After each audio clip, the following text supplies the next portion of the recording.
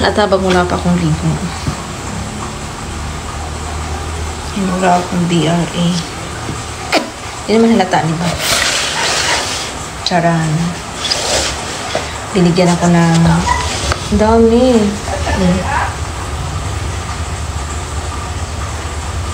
Ito. Binigyan ako ng pako ng kapitbahay.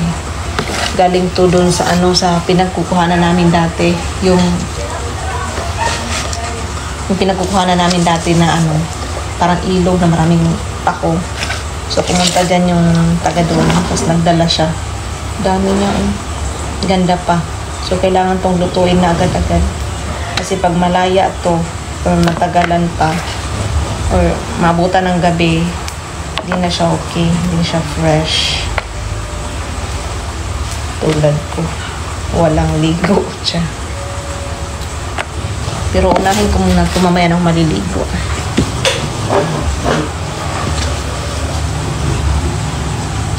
Meron ko inaantay na parcel. Kaya hindi ako makaligo-ligo kasi may inaantay ako. So ko pag picture nila, wala akong ligo. Para pag nagpicture sila, wala akong ligo.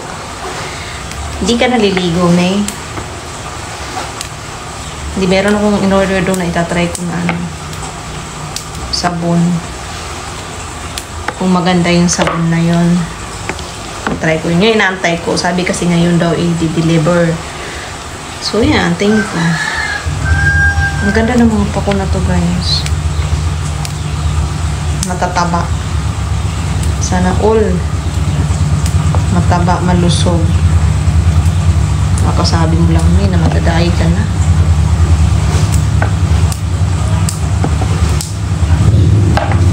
Happy Sunday!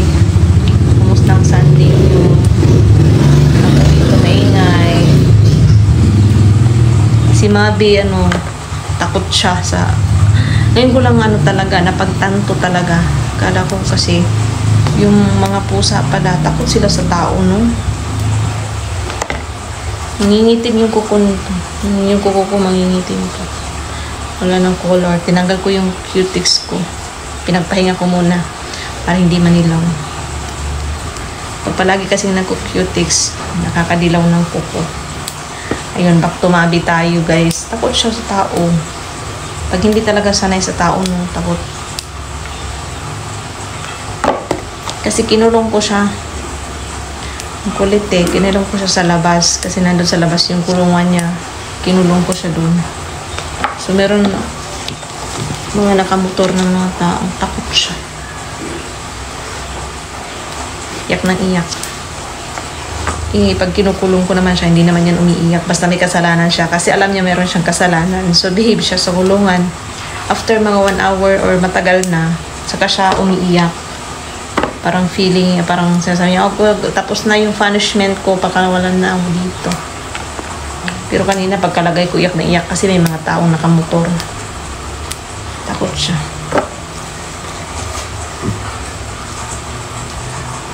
Ganon.